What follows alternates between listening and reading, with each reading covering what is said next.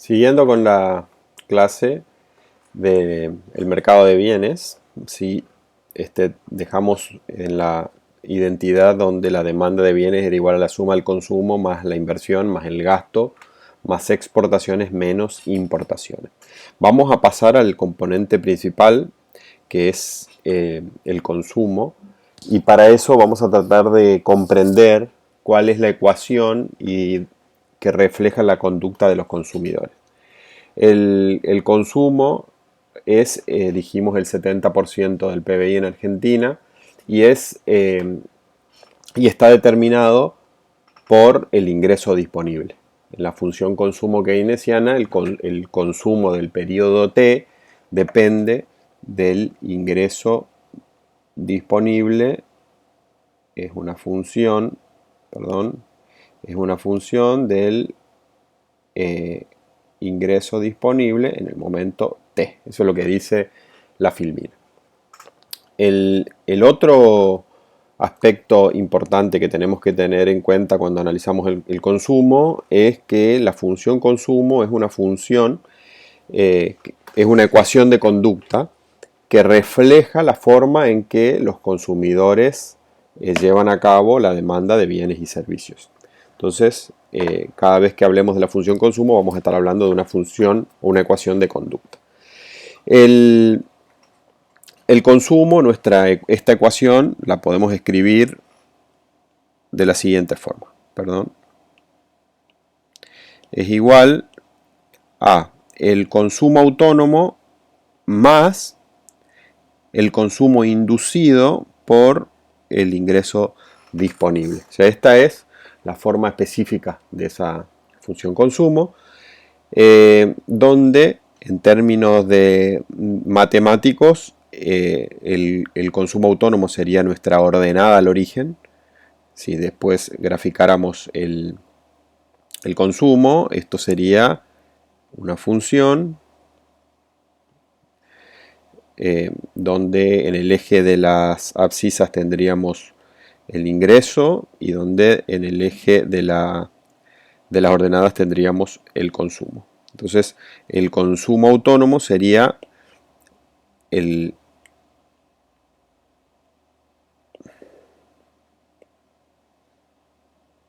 la ordenada al origen, y en términos, esta es una función lineal, por lo tanto la función consumo saldría desde la ordenada al origen, que es el consumo autónomo, con una pendiente C sub 1. C sub 1 es la pendiente en términos matemáticos, y en términos económicos es la propensión marginal a consumir. El consumo autónomo, una pregunta que planteamos para pensar es cómo puede ser el caso donde los consumidores consumen, es decir, pueden comprar bienes y servicios y no tienen ingresos.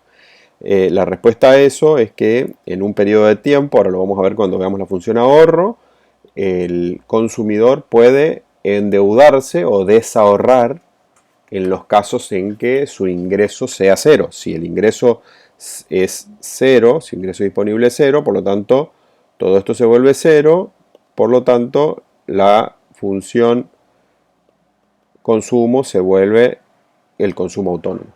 Eso sucede solamente en los casos en que el consumo es igual al consumo autónomo cuando el ingreso disponible es cero. ¿Cuándo puede suceder esto? Cuando los consumidores se endeudan o desahorran para consumir en un periodo de tiempo. Dijimos que C sub 1 es la propensión marginal a consumir. ¿Qué es la propensión marginal? Voy a dejar el gráfico, voy a borrar esto de acá. La propensión marginal a consumir es, en términos matemáticos, es cómo varía el consumo cuando se produce un cambio en el ingreso disponible. Es decir, cuando sube la renta, el aumento del consumo va a venir dado por la magnitud del parámetro C sub 1. Es decir, nos indica cómo cambia el consumo cuando cambia el ingreso disponible.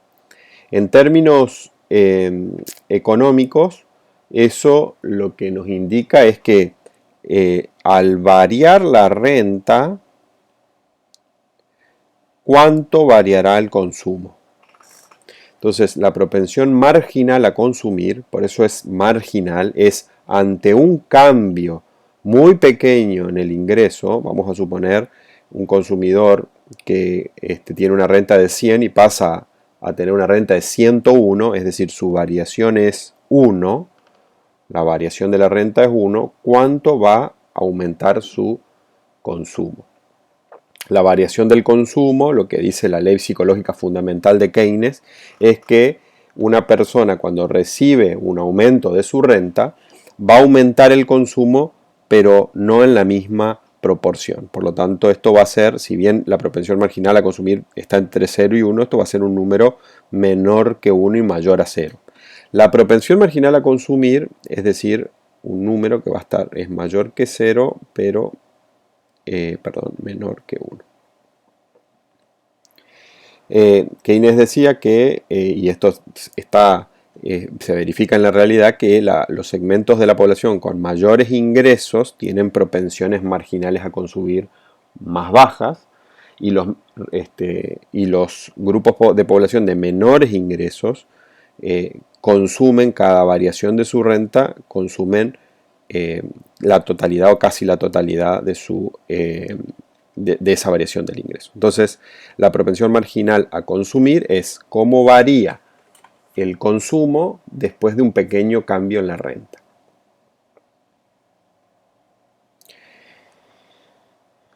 Bueno, la función la tienen, ya la tienen ahí dibujada en la filmina, tienen la expresión, así que eso la pueden revisar.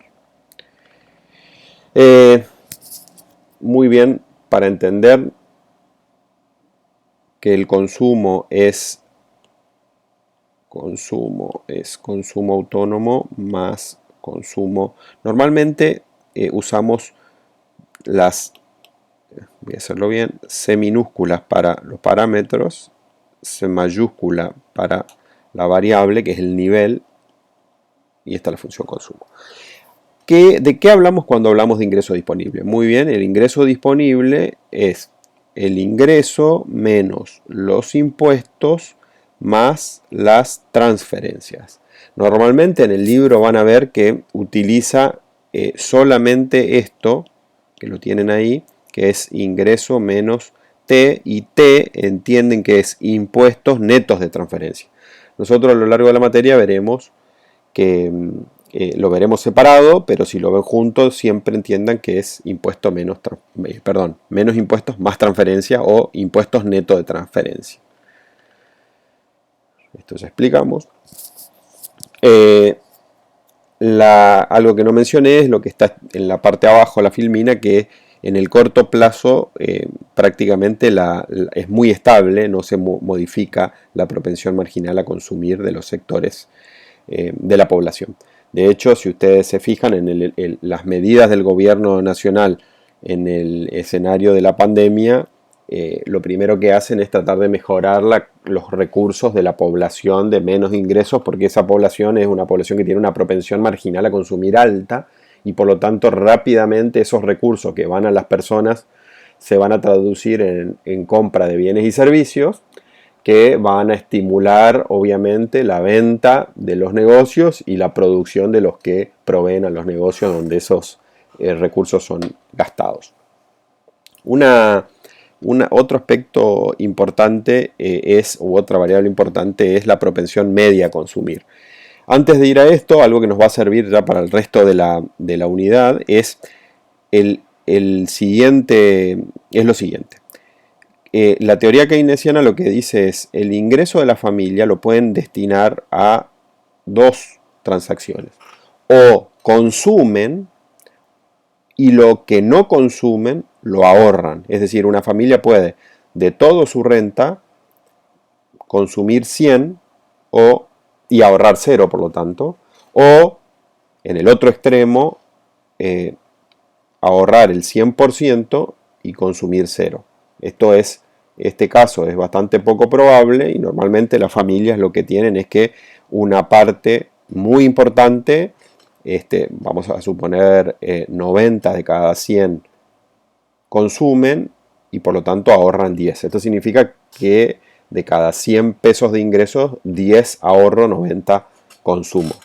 Esto significa que el ingreso, si es así, puede ser destinado al consumo o al ahorro. Por lo tanto, consumo más ahorro me va a dar el ingreso.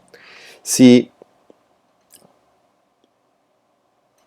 a esto dividimos por I, todo por I, vamos a tener que el ingreso, I sobre I es 1, y consumo sobre I es qué parte del ingreso las familias destinan al consumo y qué parte del ingreso las familias destinan al ahorro. Por lo tanto, este término se denomina propensión media a consumir y este término es la propensión media a ahorrar. Obviamente, la suma de las dos propensiones, dado que el ingreso solo se destina a consumir o ahorrar, debería dar 1. ¿Qué es la propensión media a consumir? Es la relación simplemente del consumo con el ingreso disponible, o otra manera, mejor dicho, de decirlo es qué parte del ingreso se destina al consumo y qué parte del ingreso se destina al ahorro. A medida que aumenta el ingreso, en el caso de la propensión media a consumir, a medida que el ingreso aumenta, varía ahí, la propensión media a consumir baja. ¿Esto por qué? Porque a medida que más alto es el ingreso, mayor destinan al ahorro las familias. Entonces, entendiendo esto, entendemos qué es la propensión media a consumir. Lo mismo podemos hacer, el mismo análisis podemos hacer partiendo de la ecuación IC más S, para las variaciones. Si varía mi ingreso, voy a hacer así, si varía mi ingreso, esa variación de ingreso yo la puedo destinar a dos actividades o a dos acciones. Puedo, si varía mi ingreso, aumentar mi consumo o aumentar mi ahorro. Por lo tanto, si mi ingreso era 100, como veíamos en el punto anterior, de esos 100 puedo, y aumenta 1, quiere decir que la variación es 1, ese 1 yo puedo destinarlo todo a consumir o 0,9 a consumir y 0,1 a ahorrar. Ahora bien, si a la fórmula de variaciones le dividimos todo por variación del ingreso nuevamente, lo que vamos a encontrar es que esto me va a dar 1, variación de C sobre variación de I era la propensión marginal a consumir, variación de S sobre variación de I es la propensión marginal a ahorrar y por lo tanto la suma de estos dos otra vez nos indica que debería dar 1. Es decir, ¿por qué la suma de las propensiones marginales a consumir da 1? O mejor dicho, la suma de las propensiones marginales a consumir y ahorrar siempre va a dar 1 porque las variaciones de ingreso o van a variaciones de consumo o van a variaciones de ahorro.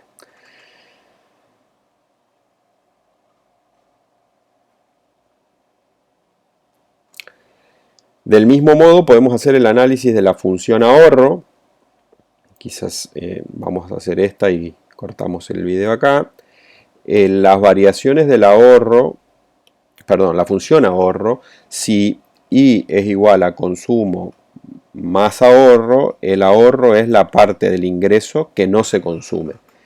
Si esto es así, el ahorro es igual a I menos nuestra función consumo, que era C sub 0 más C sub 1 por I.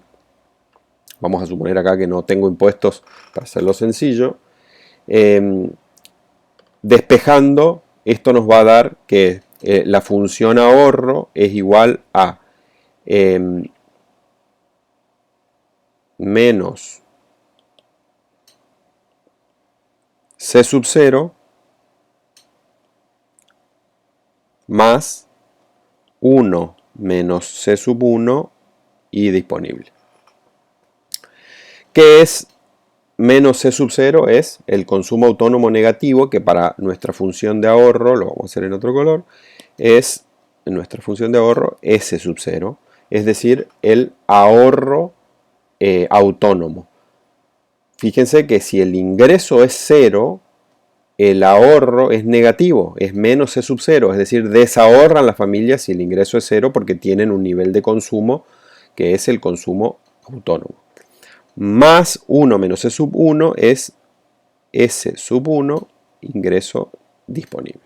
Tiene la misma forma, es una función lineal que tiene su eje, su ordenada al origen en S sub 0, que S sub 0 es igual a menos C sub 0. Y obviamente S sub 1 respeta lo que habíamos visto recién de que C sub 1 más S sub 1 siempre va a dar igual a 1. Aquí tienen esto, está explicado, y vamos a hacer rápidamente la explicación del gráfico que tienen en las filminas para entender cómo se grafican las funciones consumo y ahorro, cuál es la diferencia y cómo se hace. Hago a mano alzada, ingreso disponible, consumo y ahorro. En primer lugar, vamos a graficar la función consumo, que ya la habíamos graficado antes. Lo hago con azul. La función consumo era era en C sub 0, creciente de izquierda a derecha, con pendiente C sub 1.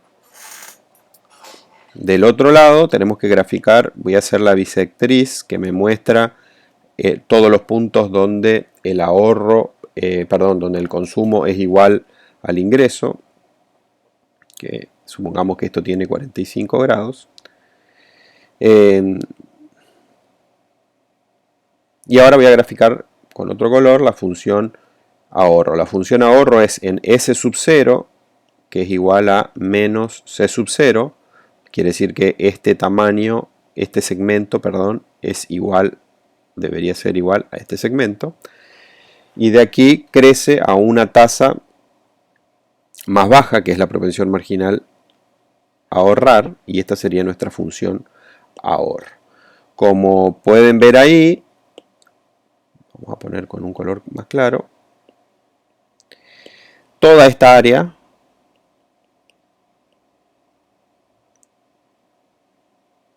es un área que está a la izquierda del nivel de este nivel de ingreso. Esa área es un área que representa el desahorro, es decir, en toda esta área el consumo es mayor al ingreso, por lo tanto hay desahorro. Y eso también lo pueden ver, si esto estuviera bien hecho,